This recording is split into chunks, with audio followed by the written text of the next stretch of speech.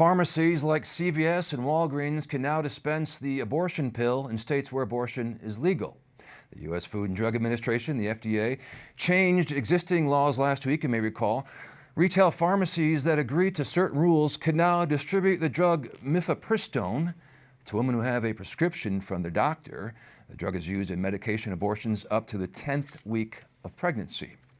And joining us tonight with more on this story is Shawn Carney, CEO and president of 40 Days for Life. Shawn, great to see you tonight. This is such a tragic story. I mean, you think of going to the pharmacy to get, just your staples, right? Your food staples, your basics, maybe a treat, and now it's potentially life-ending for babies in the womb. What I want to ask you right out of the gate here is just simply your reaction by this move by the FDA.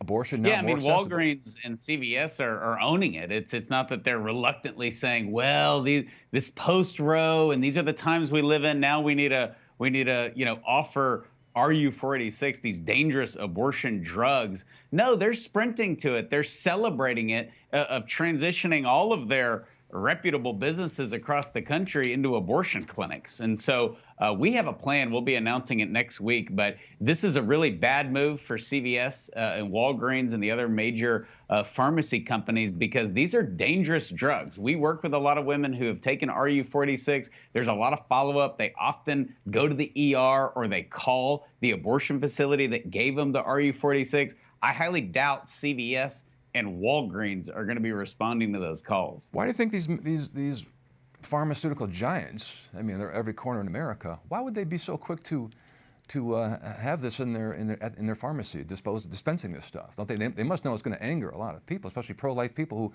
want to see babies born alive. Yeah, this is just corporate 101 post-Roe.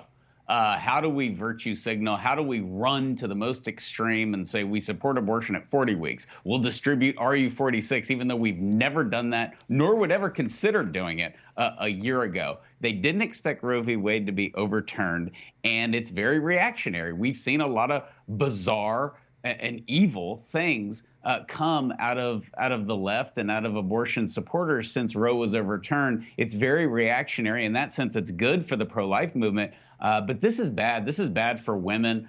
We will counter it. We have a great plan. But it's something that it makes absolutely no sense. And that's consistent with what we've seen from corporate America since Roe was overturned. And you brought up one of the dangers and excessive bleeding, I know, to be one. So, again, going back to these pharmacies, do they really want to be on the hook for lawsuits potentially if a woman has these terrible complications? There's lawsuits in that. That's a great point. But there's also conscience rights. I mean, if you're a pharmacist, you know what you're signing up for when you're hired by CVS. CVS, by the way, won't sell tobacco, but now they're going to sell abortions. But now they're going to have conscience rights issues with employees. If you run just the retail section, the snacks and the everyday goods that you talked about, the milk and the bread, you didn't sign up to have abortions distributed through the drive-through window 25 yards from your desk. It's going to cause a lot of employee turnover. It's going to cause, I think, a whole slew of lawsuits. It's not worth it for CVS or Walgreens. They don't need to do this. These are massive companies, and yet they're diving in.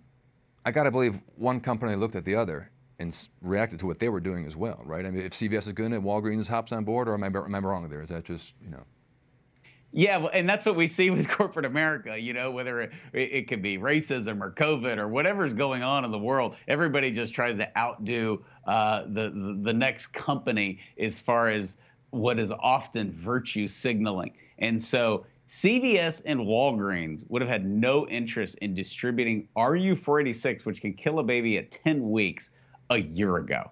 This is reactionary, and it's a bad reaction. And finally, we all have to go to the pharmacy at one time or another, whether it's Walgreens or CVS. It's not really the mom and pop shop anymore, and we're all kind of stuck going there. If we don't want to give our money to those places. In some towns, small towns, I'm from Texas, we have a lot of small towns. The only pharmacy is a Walgreens or a CVS, but in other markets, in other areas, a lot of people aren't going to go. They are going to go to their small town pharmacies or their regional grocery stores that have decided, not to get into the abortion industry and just stick with selling groceries. So I think there will be a lot of other options for Catholics who who, evaluate their conscience or think, I don't really want to go there. I know they're distributing that. I think there are probably other options for people regionally, but that's why it makes no sense for their bottom line or just for their corporate brand. This is a controversial 2-pill process that is brutal on women. And I don't think Walgreens or CVS has a clue of what they've done or what they're getting into. Very sad and tragic. We'll have to leave it right there, our discussion. Shawn Carney, always a pleasure to see you. Thanks for joining us tonight. We'll talk to you later. Thank you.